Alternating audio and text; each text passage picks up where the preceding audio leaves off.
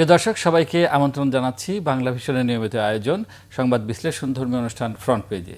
সাথে আছি আমি ইমরুল কায়েস। প্রিয় দর্শক, আমাদের এই অনুষ্ঠানে আমরা প্রতিদিন প্রকাশিত সংবাদপত্রের প্রধান প্রধান শিরোনাম এবং অন্যান্য গুরুত্বপূর্ণ খবর নিয়ে বিশ্লেষণ করে থাকি, আলোচনা করে থাকি। আমাদের অনুষ্ঠানে আজকে আলোচনার জন্য উপস্থিত রয়েছেন মানবাধিকার কর্মী মোহাম্মদ নূর খান। মিস্টার নূর খান, আপনাকে স্বাগত জানাচ্ছি। প্রিয় দর্শক, আমরা আলোচনা শুরুর আগে চলুন দেখে আসি সংবাদ শিরোনামগুলো। আমি প্রথমেই জানাচ্ছি প্রথম আলোর সংবাদ শিরোনাম। নভেম্বরের মধ্যে প্রস্তুতি শেষ করতে চায় ইলেকশন কমিশন। নির্বাচনী কর্মপরিকল্পনা ঘোষণা। চূড়ান্ত ভোটার তালিকা 30 নভেম্বর। আইন বিধি সংস্কার 30 সেপ্টেম্বরের মধ্যে। অংশীজনদের সঙ্গে সংলাপ সেপ্টেম্বরের শেষ সপ্তাহ থেকে। তাদের আরেকটি শিরোনাম, ক্যাম্পাসে বহিরাগত নিয়ন্ত্রণে গুরুত্ব দেবে ছাত্রদল। এই শিরোনামটি ডাকসু ইলেকশনে ছাত্রদলের ইশতেহার নিয়ে করা হয়েছে। আরেকটি শিরোনাম, দাবি পর্যালোচনার আরেকটি কমিটি। কমপ্লিট শাটডাউন চালিয়ে যাওয়ার ঘোষণা প্রকৌশল শিক্ষার্থীদের। চাকসুতে ভোট 12 অক্টোবর। প্রক্টরের পদত্যাগ দাবি। তাদের আরেকটি শিরোনাম, গুমের সর্বোচ্চ শাস্তি মৃত্যুদণ্ড। উপদেষ্টা পরিষদের বৈঠক। গুম প্রতিরোধ, প্রতিকার ও সুরক্ষা দেশের খসড়া নীতিগত অনুমোদন। আবার দেশের সংবাদ শিরোনাম, বাংলাদেশিরা বিদেশমুখী 5 রোগের চিকিৎসায়। তাদের আরেকটি শিরোনাম, নির্বাচনের রোডম্যাপ ঘোষণা। ইলেকশন কমিশন তফসিল দেবে 2 মাস আগে। রমজান আগে ভোট। আগামী মাসে অংশীজনের সঙ্গে সংলাপ। দৈনিক ইত্তেফাকের শিরোনাম, ডিসেম্বরের প্রথমার্ধে তফসিল। ইলেকশন কমিশনের রোডম্যাপ ঘোষণা। ফেব্রুয়ারির প্রথমার্ধে ভোট, 60 দিন আগে তফসিল। আরেকটি শিরোনাম, গুমের সর্বোচ্চ শাস্তি মৃত্যুদণ্ড। বিচার হবে ট্রাইব্যুনালে। উপদেষ্টা পরিষদের বৈঠকে অধ্যাদেশের খসড়া অনুমোদন। শাটডাউন চলবে, ঘোষণা প্রকৌশল শিক্ষার্থীদের। সময়কালের সংবাদ শিরোনাম, পুরনো দ্বন্দ্বে নতুন উত্তাপ। নেপথ্যে 10ম গ্রেড। প্রকৌশল শিক্ষার্থীদের আন্দোলন। সংসদ নির্বাচনের পথনকশা। সেপ্টেম্বরে সংলাপে বসবে ইলেকশন কমিশন।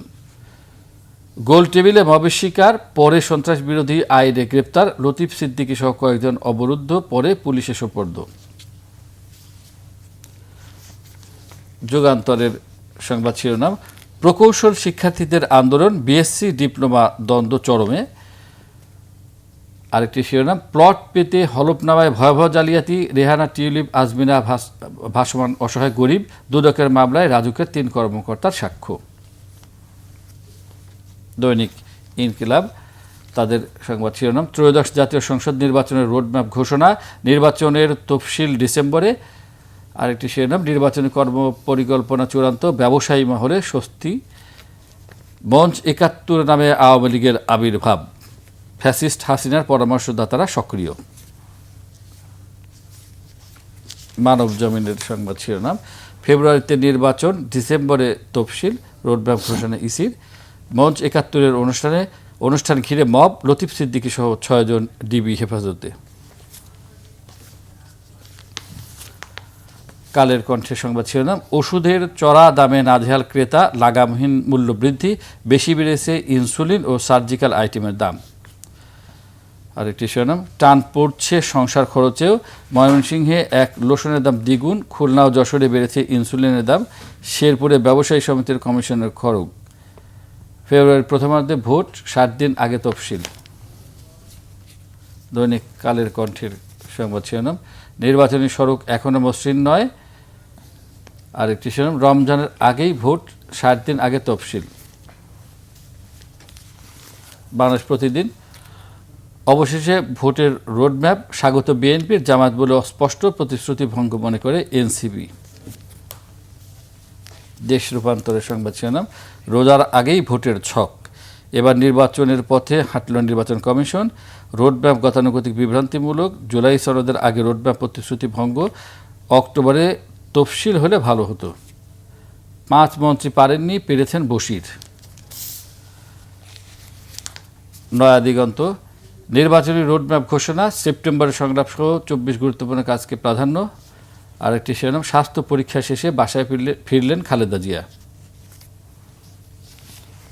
বনিবার্তার শিরোনাম, বাদ্যযন্ত্রের বিক্রি কমেছে 50% বেশি। আরেকটি মন্তব্য প্রতিবেদনের শিরোনাম, প্রতিবেশীদের সঙ্গে ভারতের সম্পর্ক উন্নয়নে অনন্য নজির স্থাপনকারী Morarji Desai. Daily Star. Work plan for polls. Election Commission aims to wrap up key preparations by November. আর একটি সেরকম capital punishment for disappearance leading to death. Draft ordinance okayed by government spells out penalties for those complicit. NHRC may investigate all cases. সর্বশেষ new এজের সংবাদ শিরোনাম পড়ছি। Death penalty for forced disappearance, cabinet approves draft ordinance with 90-ডে probe, 120-ডে trial deadline. Polls schedule likely in mid-December. Election Commission unveils roadmap. Most parties welcome announcement. আমরা সংবাদ শিরোনামগুলো পড়লাম। জামরুল খান, আপনি দেখলেন যে প্রায় সব কাগজেই যে নির্বাচন কমিশন নির্বাচনের যে রোডম্যাপ ঘোষণা করেছে সেই বিষয়টি এসেছে। তো এটাকে আসলে কিভাবে দেখছেন? দেখেন, দীর্ঘদিন ধরে মানুষ কিন্তু প্রত্যাশা করছে যে নির্বাচনের তারিখ ঘোষণা করা হোক। তো নির্বাচনের রোডম্যাপ ঘোষণার মধ্য দিয়ে মানুষের ভিতর কিন্তু একটা পজিটিভ বার্তা গিয়েছে এবং মানুষ হ্যাঁ এটা নিয়ে দ্বিধাবিভক্তি আছে, অনেকের মনে প্রশ্ন আছে, অনেকে মনে করছেন নির্বাচনের আগে বিচার সংস্কার ইত্যাদি শেষ করা, নানান কথাবার্তা রাজনৈতিক মহলে আছে, কিন্তু সাধারণ মানুষ কিন্তু দীর্ঘদিন অপেক্ষা করছে নির্বাচনের জন্য। এবং আমরা সবাই জানি যে গত 3টি নির্বাচনে সাধারণ মানুষের অংশগ্রহণ করার কোনো সুযোগ ছিল না। সাধারণ মানুষ যে তার ভোটাধিকার প্রয়োগ, গণতন্ত্রের এই বিশেষ ব্যবস্থাটা যে আমি আমার প্রতিনিধিকে নির্বাচিত করব, এই একটি জায়গায় সে কিন্তু মনে করে যে সে মালিক। তো সেই জায়গাটি কিন্তু গত 15 বছর মানে গত 3টি টার্মে সে তার ভোটাধিকার প্রয়োগ করতে পারেনি। কখনো দিনের ভোট রাত্রে হয়েছে, কখনো নির্বাচন নিজেরাই নির্বাচিত ঘোষণা করেছেন 154টা সিটে, কখনো নির্বাচন কেন্দ্রে যেতে দেওয়া হয়নি, নানানভাবে জনগণকে নির্বাচন থেকে দূরে রাখা হয়েছে, তাদের ইচ্ছা মতো তাদের নিজেদেরকে নির্বাচিত ঘোষণা করেছে এবং নানা কৌশলে। তো এটি নিয়ে গত 15 বছর আসলে এই ভোটাধিকার নিয়ে কিন্তু মূলত আন্দোলনের কেন্দ্রটাই ছিল ভোট কেন্দ্রিক। এবং পরবর্তীতে কোটা আন্দোলনে সাধারণ ছাত্রছাত্রী যুবকরা যখন নেমে গেল এবং একটা পর্যায়ে এই কোটা আন্দোলন কিন্তু এক দফার আন্দোলনে চলে গেল, কারণ গত 15-16 বছরের যে নির্যাতন নিপীড়ন এবং যে লুটতরাজ, এর বিরুদ্ধে কথা বলার অধিকার ছিল না। এর বিরুদ্ধে মানুষ মানে রাজপথে নেমে আসে এবং মাত্র কয়েকদিনের ভিতরে সরকারের পতন ঘটে, পালিয়ে যেতে বাধ্য হয়। নীলগঞ্জের মতো যিনি বলেছিলেন আমি বঙ্গবন্ধুর কন্যা পালাবো না, তিনি পালাতে বাধ্য হয়েছেন, পালিয়েছেন। এটাই হচ্ছে বাস্তবতা। কারণ জনগণের শক্তির কাছে যে তারা পরাজিত, বারবার এটা ইতিহাস প্রমাণ করেছে যে বারবার স্বৈরাচারের পরাজয় বরণ করেন। নীলগঞ্জের মতো উনি পালিয়ে গেলেন। জনগণ প্রত্যাশা করেছিলেন যে দ্রুততম সময়ের মধ্যে নির্বাচন। আমরা গত 1 বছর এই বিষয়টা সম্পর্কে নানানমুখী কথাবার্তা বলেছি। কেউ বলেছেন পিআর ব্যবস্থা, কেউ বলেছেন উচ্চকক্ষে পিআর, নানানভাবে একটু সময় নিয়ে নির্বাচনটা চাচ্ছেন। কিন্তু আমরা এর মধ্যে দেখেছি যে গত 1 বছর যদি আমরা বিশ্লেষণ করি, আমরা যদি পর্যবেক্ষণ করি গভীরভাবে, 1 বছরে যেমন অনেক বিষয়ে আমাদের অগ্রগতি আছে, আবার অনেকগুলো বিষয় যেটা সাধারণ মানুষ সরাসরি সাধারণ মানুষের আকাঙ্ক্ষা, সেই জায়গায় কিন্তু অগ্রগতি খুবই সীমিত। যদি মনে করেন বাজার কথা, যদি মনে করেন কথা বলার স্বাধীনতা তো আছে, কিন্তু মব সংস্কৃতি এমন একটা জায়গায় নিয়ে গেছে যে কথা বলার স্বাধীনতা, আমি স্বাধীনভাবে অনেক ক্ষেত্রেই কথা বলতে পারি না, এখনো পারি না। যেমন ধরেন গতকাল মঞ্চ 71 যে প্রোগ্রামটা করেছে, তারা তো 3টা বিষয়কে সামনে নিয়ে আসতে চেয়েছিল। একটা হচ্ছে কনস্টিটিউশনের মৌলিক দিকটা যাতে পরিবর্তন না হয়, আরেকটা ছিল জাতীয় সঙ্গীত যাতে পরিবর্তনের প্রশ্ন না আসে, তৃতীয়টি ছিল হচ্ছে পতাকার কোনো পরিবর্তন যাতে না আসে। আমি যতদূর জেনেছি এটি ছিল তাদের মৌলিক আলোচনার বিষয়। কিন্তু আমরা দেখলাম ওইখানে মুষ্টিময় কিছু লোক যে তছনছ করে দিল, হেনস্থা করলো, পুলিশের হাতে দিল, এবং কেমন যেন মবের কাছে, অর্থাৎ কিছু মানুষের সংঘবদ্ধ তৎপরতার কাছে আমাদের রাষ্ট্র ব্যবস্থা রাষ্ট্রযন্ত্রের জন্য এবং হয়ে যাচ্ছে। আপনি যেহেতু এই প্রসঙ্গটা নিয়ে আসলেন, সমকালে একটা শিরোনাম করছে, সেখানে বলা হয়েছে যে সন্ত্রাস বিরোধী আইনে তাদের গ্রেপ্তার করা হয়েছে। তো এই যে সন্ত্রাস বিরোধী আইনে তাদের কেন আসলে সন্ত্রাস করলো কারা আর গ্রেপ্তার হলেন কারা, এই যে জিনিসগুলি, অর্থাৎ আমরা পুলিশের ভূমিকা গত স্বৈরাচার আমলে যা দেখেছি তার থেকে ব্যতিক্রম দেখছি না। দুর্ভাগ্যজনক হচ্ছে, তখন এটা নিয়ে কথা বলতে হচ্ছে, এখনও মানবাধিকার কর্মী হিসাবে কথা বলতে হচ্ছে, যেহেতু আমি কোনো রাজনীতির সাথে যুক্ত না। কিন্তু যারা এই কাজগুলো করছেন তাদের মনে রাখতে হবে যে বাংলাদেশের এই যে সমগ্র জনগণ রাস্তায় নেমে এসেছিল স্বৈরাচারের বিরুদ্ধে, এবং আমি জানি এখানে যারা গ্রেপ্তার হয়েছেন তাদের 2-1 সম্পর্কে আমি জানি, যারা আমার সাথে 2 তারিখ 3 তারিখে মিছিলে ছিলেন, যেমন সাংবাদিক পান্না। আমরা যে একটা মঞ্চ করেছিলাম আপনাদের জানার কথা, প্রতিবাদী মঞ্চ, সেই প্রতিবাদী মঞ্চের কিন্তু সেও যুক্ত মানে শুরু থেকে। এটা কি হচ্ছে আমি কিন্তু বুঝতে পারছি না। আমার মনে তো অনেক প্রশ্ন থাকতেই পারে। আমার 71 নিয়ে আমার আমি গৌরবান্বিত হতে পারি, কেউ এটা নিয়ে সমালোচনা করতে পারে, আমার সেখানে আপত্তি নেই। কিন্তু সেই জন্য মব তৈরি করে কিছু মানুষ সেখানে আঘাত দিবে, এইটা তো চলতে পারে না। এটা আপনার একটু সহজ করে দিই। দৈনিক ইনকিলাবের শিরোনামে বলা হয়েছে যে 71 মজলিসে আওয়ামী লীগের আবির্ভাব। দেখেন, এবং বলা হচ্ছে যে শেখ হাসিনা পরামর্শেই তারা এটা করছে। এটা দৈনিক ইনকিলাব। দেখেন, বাংলাদেশে এখন খুব সহজ বিষয় হচ্ছে, এই আমি যে কথাগুলি বলছি এইটাকেও কেউ বলে ফেলতে পারে যে এটাও শেখ হাসিনা বা স্বৈরাচারের পরামর্শে বলছি। কিন্তু দুর্ভাগ্যজনক হচ্ছে যে সত্য কথা যদি একটা মানুষ বলে, সেই সত্যটাকে গ্রহণ করা উচিত। আপনার সমালোচনা থাকতে পারে, আপনি বলতে পারেন যে সে সত্য বলছে না, কিন্তু একটা আজগুবি কথা বলে সেটাকে থামিয়ে দেওয়ার চেষ্টা। এখন সবচেয়ে দেখেন, ফ্যাসিস্ট আমলে জামাত, শিবির, বিএনপি এইসব বলে, জঙ্গি বলে কিন্তু সব থামিয়ে দেওয়ার চেষ্টা হয়েছে। এখন দেখছি কথায় কথায় ফ্যাসিস্ট বলে এটা থামিয়ে দেওয়ার চেষ্টা করা হচ্ছে। এইটা দুর্ভাগ্যজনক। এবং মনে রাখতে হবে যে জাতিটাকে এগিয়ে নিতে আমাদের কোনো একটা জায়গায় কিন্তু আমাদের সমঝোতা করতে হবে, আমাদের একসাথে চলতে হবে, জাতিটাকে এগিয়ে নিতে হবে। একটা বড় বিজয় অর্জন আমরা করেছি ফ্যাসিস্টের বিরুদ্ধে, সেই বিজয়টাকে ধরে রাখার জন্য আমাদের প্রাণপণ চেষ্টা করা দরকার। আমার কাছে এটা মনে হচ্ছে যে যারা এই যে গণ অভ্যুত্থানের স্পিরিট ধারণ করে ক্ষমতায় এসছেন, তারা কিন্তু এই স্পিরিট সম্পর্কে এখন, যেমন মুক্তিযুদ্ধের চেতনা সম্পর্কে শেখ হাসিনা বুঝতেন না, ঠিক এদের অবস্থা হয়েছে একই রকম। কারণ আমরা যে কোনো কথার ভিতরে চলে আসতেছি ফ্যাসিস্ট, আওয়ামী লীগ, হাসিনা। কিন্তু এখন তারা ভারতে অবস্থান নিয়ে আছে, শেখ হাসিনা সহ তার দলের শীর্ষ নেতারা, এবং তারা যে নানান সময় হুমকি ধামকি দিচ্ছে, জনগণ কারণে কি এরকম মানুষ সন্দেহ করছে কিনা যে সাধারণ মানুষ, এবং যারা কালকে ছিলেন তারা কিন্তু অতীতে বেশিরভাগই কোনো না কোনোভাবে আওয়ামী লীগের সাথে সম্পৃক্ত ছিল। বাংলাদেশে তো 71-এর পরে সবই তো আওয়ামী লীগ হয়ে গেছে।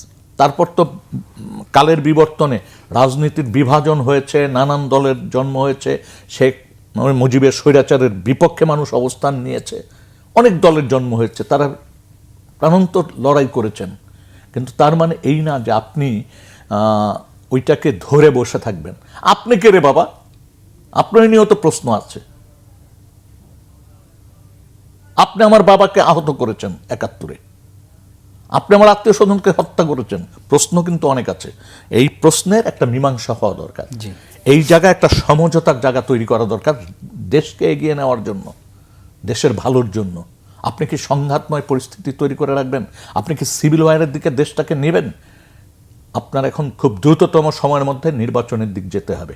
একটা সুষ্ঠু নির্বাচনের মধ্য দিয়ে নির্বাচিত সরকারের হাতে ক্ষমতা যেতে হবে। এবং নির্বাচিত সরকার এই যে বিষয়গুলি, আমাদের জুলাই যে আন্দোলন, সেটার যে স্পিরিট, সেইটার ভিত্তিতে দেশটা পরিচালনা করবেন। এবং সেখানে সবাইকে নিয়ে আলোচনা করতে হবে। নির্বাচিত হয়েছেন বলে আর অন্য কারোর সাথে কথা বলবেন না শেখ হাসিনার মতো, এটা করেন না দয়া করে। এই জন্য এই মুহূর্তে দরকার একটা নির্বাচিত। কিন্তু নির্বাচন নিয়েও তো দলগুলোর মধ্যে ঐক্যমত আসেনি। যেমন পত্রিকার শিরোনামগুলো বলা হচ্ছে যে বিএনপি এটাকে স্বাগত জানিয়েছে, গতকালকে দৃঢ়ভাব ঘোষণা করেছে। জামাত এবং এনসিপি কিন্তু তারা বলছে যে আগে জুলাই সনদের আইনি ভিত্তি দিতে হবে, বাস্তবায়ন প্রক্রিয়া কী হবে সেটা ঠিক করতে হবে, তারপরে নির্বাচন। দেখেন, এই কথাগুলি তো বিভিন্ন সময় ছিল, এবং আমার ব্যক্তিগত ধারণা হচ্ছে রাজনৈতিক দল তাদের নিজেদের ভিতর আলাপ আলোচনার মধ্য দিয়ে এই জায়গাটা একে অপরের কাছাকাছি চলে আসবে। নির্বাচন যদি আমরা ধরি যে বিফোর রমজান, তাও তো সময় আছে, এর মধ্য দিয়ে তো আলাপ আলোচনা করার সুযোগ আছে। এবং সেটা ইলেকশন কমিশন কিন্তু বলছে যে এ মাসের শেষ দিকে সংলাপ দেখেন ডাকসু ইলেকশন হচ্ছে না, এখন পর্যন্ত পরিবেশটা কি? সবাই তাদের প্রচার প্রচারণা চালাচ্ছে, একটা সুষ্ঠু পরিবেশ এখনো বজায় রাখা হচ্ছে, এবং আমার ব্যক্তিগত বিশ্বাস হচ্ছে জাতীয় নির্বাচনেও একটা সুষ্ঠু পরিবেশের মধ্য দিয়েই হবে। কিন্তু আমরা অতীতের ইতিহাস থেকে দেখি নির্বাচনের সামনে এরকম সংলাপ অনেক হয়েছে, কিন্তু সেই সংলাপগুলোর আউটকাম যদি দেখা যায় পয়েন্ট অফ নো রিটার্নেই কিন্তু চলে গেছে দলগুলো, অর্থাৎ ঐক্যমত আসে না। এই সংলাপ বিগত দিনের সংলাপগুলিতে কিন্তু প্রথম থেকে একটা ধারণা পাওয়া যাচ্ছিল যে এই সমঝোতার জায়গায় যাবে না, কিন্তু এইবারের সংলাপ কিন্তু দেখেন ধাপে ধাপে সব দলই কিন্তু কম আর বেশি, কেউ হয়তো 30টা পয়েন্ট মেনেছেন, কেউ 20টা মেনেছেন, কিন্তু সংলাপ তো বসছেন। কেউ তো বাইরে এসে বলছেন না যে এই সংলাপ আমরা মানি না, সবাই সংলাপে বসছেন, আলোচনা হচ্ছে, এবং নির্বাচন কমিশন যে আলোচনাগুলো শুরু করবেন, আমার বিশ্বাস যে এই আলোচনার মধ্য দিয়ে রাজনৈতিক দলগুলো তাদের মধ্যে যে দূরত্ব সেটা কমে আসবে। কারণ আমাদের সবাই তো দেখেন গত 16-17 বছর সমস্ত বিরোধী রাজনৈতিক দলের কিন্তু নেতাকর্মী হারিয়েছে, গুম হয়েছে, খুন হয়েছে, লক্ষ লক্ষ মানুষ আসামি হয়েছে, মামলা হচ্ছে, এখনও কিন্তু বিএনপি জামাতের হাজার হাজার লক্ষ লক্ষ কর্মীরা এখনও মামলার হাজিরা দিচ্ছে, মামলা কিন্তু এখনও সব প্রত্যাহার হয়নি, এবং অনেকে পুঙ্গুত্ব বরণ করেছেন, কঠিন জীবন সংগ্রামে রত তারা। তাদের ভিতর নিশ্চয়ই এই উপলব্ধিটা আসবে যে এই সংঘাতময় পরিস্থিতি কন্টিনিউ করার দরকার নাই, আমাদেরকে এখন একটা জায়গায় সমঝোতা করে একটা নির্বাচনে যাওয়া, যে নির্বাচনে মানুষের ভোট আপনি একটা জায়গা নিশ্চিত করেন না।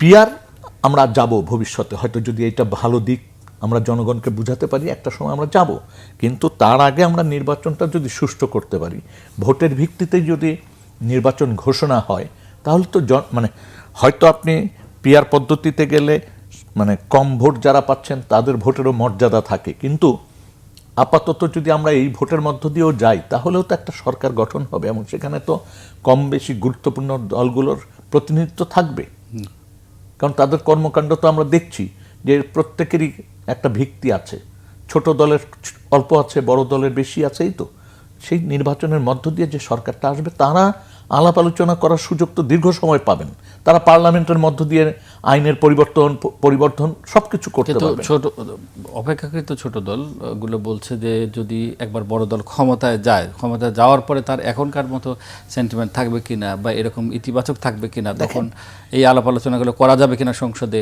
এই ব্যাপারে তো নিশ্চয়তা দেওয়ার সুযোগ নেই, কিন্তু সব রাজনৈতিক দলেরই উচিত জনগণের কাছে ফিরে যাওয়া, জনগণকে প্রস্তুত রাখা, জনগণকে তার বিষয়গুলি জানান দেওয়া, এবং জনগণকে নিয়েই তো রাজনীতি তাকে করতে হবে। কিন্তু দুর্ভাগ্যজনক হচ্ছে বিগত দিনে জনগণের কাছে কেউ ফিরে যায়নি, সবাই চলে গেছে হয় আর্মির কাছে, না হলে গোয়েন্দা সংস্থার কাছে, না হলে পুলিশের কাছে, না হলে সিভিল প্রশাসনের কাছে, তাদের দিয়ে নির্বাচন করেছে। কিন্তু এইটির অবসান হবে এটা নিশ্চিত, কারণ ইতিমধ্যে আপনারা দেখেছেন যারা গুম করেছে, খুন করেছে, এই ধরনের ছাত্রদেরকে গুলি করেছেন, নির্যাতন করেছেন, মিথ্যা মামলায় মানুষকে হয়রানি করেছেন, প্রত্যেকের বিরুদ্ধে কিন্তু এখন এক এক করে অভিযোগ আসছে, এবং সেই অভিযোগগুলি তদন্ত হচ্ছে, এবং তার সেই সব ব্যাপারে কিন্তু পদক্ষেপ নেওয়া হচ্ছে।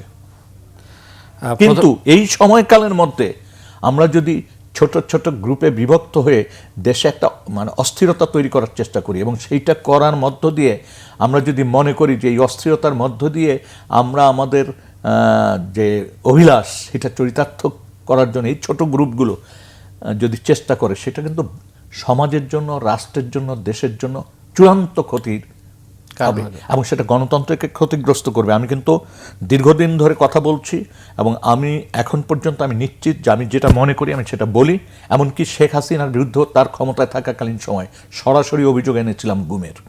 এখনও বলছি যে সেই জায়গার থেকে সেই স্পিরিট ধারণা করে মনে করি যে যাহারা এই যে ছোট ছোট গ্রুপ তৈরি করে দেশে একটা অস্থিরতা তৈরি করছেন, তারা আমাদের কারো মঙ্গল চান না, তারা তাদের অভিলাষ চরিতার্থ করা, হ্যাঁ বলতেই পারেন তাদের রাজনৈতিক অভিলাষ বাস্তবায়ন করার জন্য তারা এটা করতে পারেন, কিন্তু তারা সেটা করতে যে আইনের বাইরে যে কাজ করার কোনো সুযোগ নেই। গুমের প্রসঙ্গটি যেহেতু আনলে, আজকে কিন্তু সবগুলো পত্রিকায় এই খবরটি গুরুত্ব সহকারে প্রকাশ পেয়েছে, গুমের সর্বোচ্চ শাস্তি মৃত্যুদণ্ড, এবং উপদেষ্টা পরিষদে এটা নীতিগতভাবে অনুমোদন হয়েছে। এটা দিয়ে কি গুম প্রতিরোধ করা সম্ভব হবে? দেখেন, গুমের যে ভয়াবহতা, যে চিত্র আমরা গত 15 বছরে দেখেছি এবং সরাসরি এখন কাজ করতে যেটা দেখেছি, সেইখানে আমার কাছে মনে হয় যে এই আইনটি, পুরাপুরি আইন তো আমি দেখিনি, যে কথাগুলো বলা হয়েছে সেটার মধ্য দিয়ে একটা সতর্ক বার্তা যারা এই ধরনের অপরাধের সাথে যুক্ত তাদের কানে পৌঁছাবে, তাদের দৃষ্টিগোচর হবে।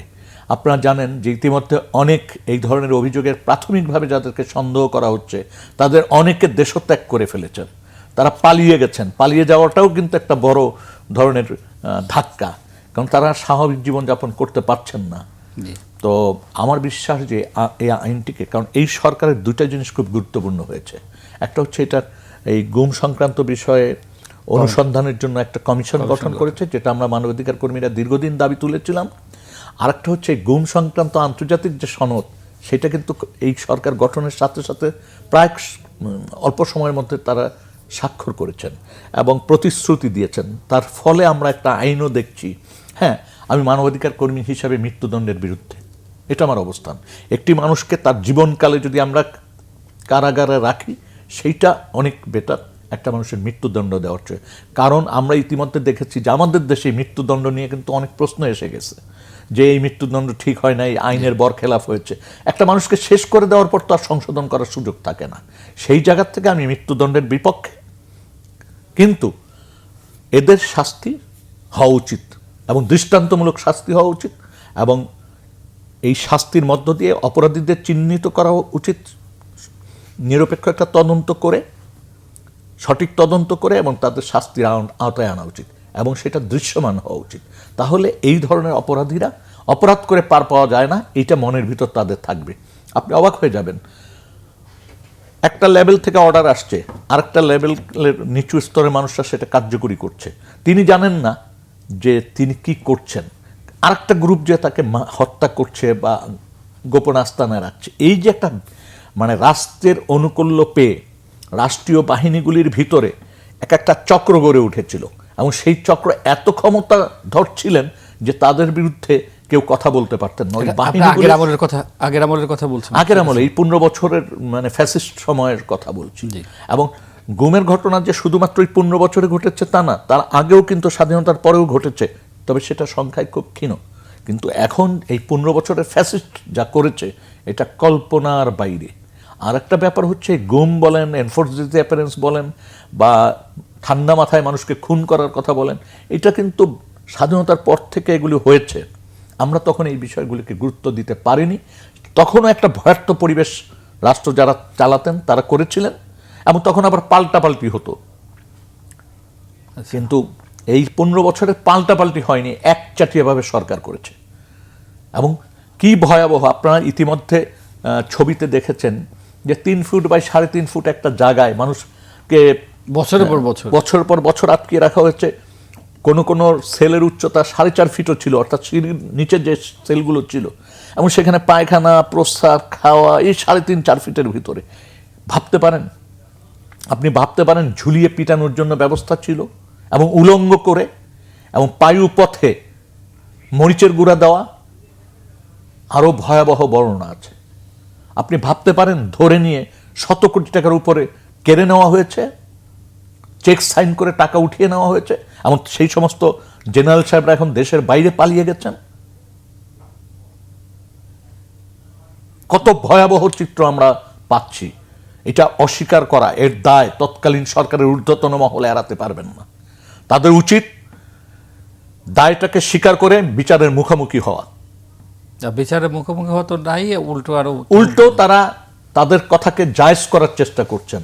যেমন আমরা একটা, আপনি অবাক হয়ে যাবেন, আমরা একটা অ্যাপারেটাস পেলাম যেখানে মানুষকে স্টিলের চেয়ারে বসিয়ে রেখে বিদ্যুৎ মানে মোটর চালিয়ে দিলে চেয়ারটা ঘুরতো। ওইটা আমরা যখন পেলাম, ওইটা দেখার চেষ্টা করলাম, বোঝার চেষ্টা করলাম, সেইটাকে ফেসবুকে দিয়ে বলা হলো যে এটা একটা নাটক। দুর্ভাগ্যজনক। তাদের সন্তানরা যদি এটা শিকার হতেন, নিশ্চয়ই তাদের আত্মীয় স্বজন শিকার হয়েছেন। কথা তো বলেন না, আমরা তো বের করেছি যে কার কোন লেভেলে হয়েছে।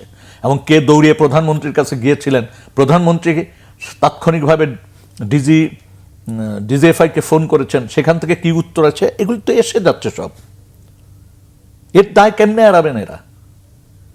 এবং এত দূর নিষ্ঠুরতা ছিল, আপনি কল্পনা করতে পারবেন না। এই বাহিনীগুলির ভিতরে, এই গোয়েন্দা সংস্থার ভিতরে প্রত্যেকটা জায়গায় এক একটা চক্র তৈরি হয়েছিল এবং তারা যা ইচ্ছা তাই করেছিল, মানুষের জীবন হরণ করেছিল পেশার বাইরে যায়। এবং যারা ওই বাহিনীগুলির ভিতরে ভালো মানুষ ছিল, তাদের কোনো কণ্ঠ ছিল না, তারা এটা প্রতিরোধ করতে পারেন নাই। আমি এর ভিতরে গত পরশুদিন একটা ঘটনা পেলাম, যে ঘটনার বর্ণনা আমি যখন শুনলাম, যিনি ভিকটিম এবং তার যে তখনকার ছবি কয়েকটা দেখলাম নির্যাতনের, এবং এই ঘটনা নিয়ে প্রধানমন্ত্রীর কাছেও ব্যবসায়ী মহল গিয়েছিল এবং প্রধানমন্ত্রী এখানে সমাধান দেননি। এবং পরবর্তীতে আমি অনেক সময় বলতাম যে ব্যবসায়ীরা বলছে জীবনে মরণে তোমার সাথে, আমি এটা নিয়ে সমালোচনা করতাম। কিন্তু গত 4 দিন আগে যখন এই জিনিসটা দেখেছি এবং ওই ব্যক্তির সাথে আমি কথা বলেছি, আমি অবাক হয়ে গেছি যে এই পর্যায়ের মানুষ এই ধরনের ঘটনার শিকার হতে পারে এবং তার প্রতিরোধ হয় না, এবং তাকে কত নাটকীয়তার মধ্য দিয়ে মামলায় জড়ানো হয়েছে কল্পনা করতে পারবেন না। ভয়ের কারণেই তারা আসলে তখন এত ভয়, সম্পদ চলে যাওয়ার ভয়, নির্যাতনের ভয়। আপনি নির্যাতনের দেখেছেন কি, যে ছবিগুলি দেখানো হয়েছে, মানে হাসপাতালে পর্যন্ত চিকিৎসা নিতে দেয়নি। এবং এইটি ডিজিএফআই এবং র্যাব এরা ভয়াবহ নিষ্ঠুর পরিস্থিতি তৈরি করেছিল। এবং আমি আবারও বলি, পুরা বাহিনীকে আমি দোষ দিতে চাই না, এর ভিতরে কিছু মানুষ এই কাজগুলির সাথে যুক্ত ছিলেন, যারা ক্ষমতার খুব কেন্দ্রবিন্দুতে যারা ছিলেন তাদের সাথে তাদের যোগাযোগ ছিল। এবং মানে এটি নিয়ে শত শত ফিল্ম তৈরি হতে পারে, বই লেখা যেতে পারে। আমরা শেষ দিকে চলে এসেছি। আরেকটা প্রসঙ্গে আপনার কাছে একটু জানতে চাইবো, যুগান্তরের একটা শিরোনাম বলা হচ্ছে, প্লট পেতে হলফনামায় ভয়াবহ জালিয়াতি, রেহানা টিউলিপ আজমিনা ভাসমান অসহায় গরিব। অর্থাৎ তাদেরকে একেবারে অসহায় গরিব দেখিয়ে প্লট দেওয়া হয়েছে। আমাদের তো মনে আছে 1 টাকা দিয়ে সাবেক প্রধানমন্ত্রী গণভবন কিনে নিয়েছিলেন না? জি, লজ্জাস্কর ব্যাপার ছিল না? তারপর এই একই ঘটনা তার পরিবারের লোকরা ঘটিয়েছেন। দুঃখজনক। তারা কথায় কথায় বঙ্গবন্ধুর নাম ব্যবহার করতেন, জাতির পিতা বলে বলতেন আমরা এটা করতে পারি না। কিন্তু তারা যে ভয়াবহ দুর্নীতি করেছেন, ভয়াবহভাবে নিজেদেরকে মানে প্রান্ত সীমায় নিয়ে গেছেন। কথায় কথা কিন্তু বলতেন আমরা কিছুই চাই না, আমাদের চাওয়া পাওয়ার কিছু নেই। কিন্তু আমরা দেখছি যে তার উচিত আর রাজনীতিতে যুক্ত না হয়ে বিচারের মুখোমুখি হওয়া, বিচারে এসে বলুক, বিচার ফেস করুক, কারণ তারা কি না করেছে। এবং এক পর্যায়ে তারা বলেছে ভারতকে তো আমরা সবই দিয়েছি। মানে কি নিষ্ঠুর কথাবার্তা, নিষ্ঠুর আচরণ। ধন্যবাদ মোহাম্মদ নূর খান আমাদেরকে সময় দেওয়ার জন্য। প্রিয় দর্শক, আমরা দেখতে দেখতে অনুষ্ঠানের একদম শেষ প্রান্তে চলে এসেছি। আমাদের ফ্রন্ট পেজ অনুষ্ঠানটি প্রতিদিন সকাল 9:20 প্রচার হয়। দেখার আমন্ত্রণ জানিয়ে এখানেই শেষ করছি। সবাই ভালো থাকুন, সুস্থ থাকুন, আল্লাহ হাফেজ।